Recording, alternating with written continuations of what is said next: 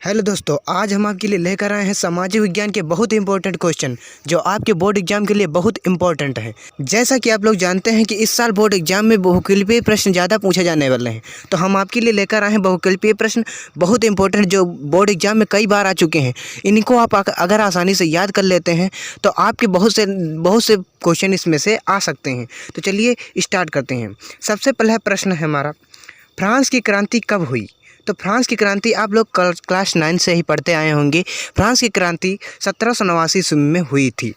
तो इसको आपको याद कर लेना है अच्छे से। तो चलिए अगला देखते हैं। अगला है हमारा, नेपोलियन का संबंध किस देश से था? तो नेपोलियन का संबंध था हमारा फ्रांस देश से। तो नेपोलियन का फ्रांस देश से संबंध था। तो ये जो प्रश्न है इनको आपको अच्छे से याद कर लेना है क्योंकि इनमें से कोई भी प्रश्न आ सकता है। तो अगला प्रश्न है, जर्मनी के एकीकरण का श्रेय किसे दिया जाता है? तो जर्मनी के एकीकरण का श्रेय किसे दिया जाता है? तो जर्मनी के एकीकरण का श्रेय ऑटो वॉन बिस्मार्क को दिया जाता है। तो इसको आपको याद कर लेना है।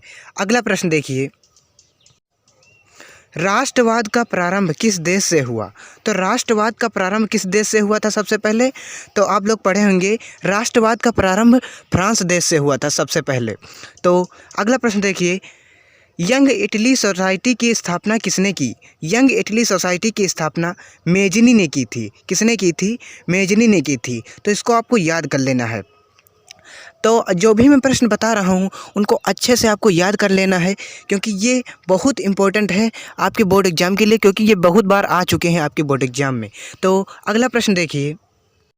अगला प्रश्न है, नेपोलियन की पराजय कब हुई थी? ठीक, नेपोलियन की पराजय कब हुई? तो नेपोलियन की पराजय हुई थी 1815 ईस्वी में। कितने में हुई थी? 1815 ईस्वी में नेपोलियन की पराजय हुई थी। अगला प्रश्न देखिए, करो या मरो का नारा किसने दिया था? करो या मारो का नारा किसका था? करो या मरो का नारा किसका था? तो करो या मरो का नारा आपने पढ़ा होगा महात्मा गांधी का था, क्योंकि आपको सभी को याद होगा कि महात्मा गांधी ने करो और मरो का नारा दिया था।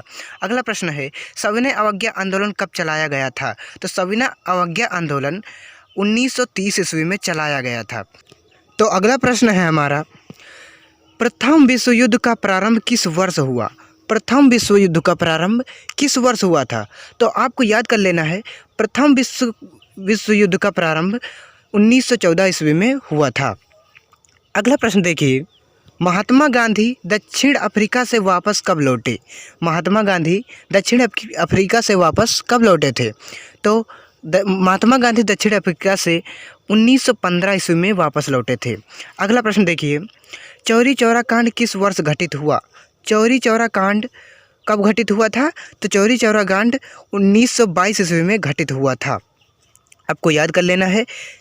अगला देखिए, महामंदी का प्रारंभ किस वर्ष हुआ? महामंदी का प्रारंभ किस वर्ष हुआ? तो महामंदी का प्रारंभ 1929 ईस्वी में हुआ। कब हुआ था? 1929 ईस्वी में। अगला प्रश्न देखिए, संयुक्त राष्ट्र संघ का मुख्यालय कहाँ स्थित है? संयुक्त राष्ट्र संघ का मुख्यालय कहाँ स्थित है? तो संयुक्त राष्ट्र संघ का मुख्यालय न्यूयॉर्क में स्थित है। तो अगला प्रश्न देखिए, चौरी चौरा कांड किस वर्ष घटित हुआ? तो आपने पढ़ा होगा चौरी चौरा कांड 1922 ईस्वी में घटित हुआ था। अगला देखिए, फ्रांस में गणतंत्र की घोषणा किस वर्ष हुई थी? ठीक, तो फ्रांस में गणतंत्र की घोषणा किस वर्ष हुई?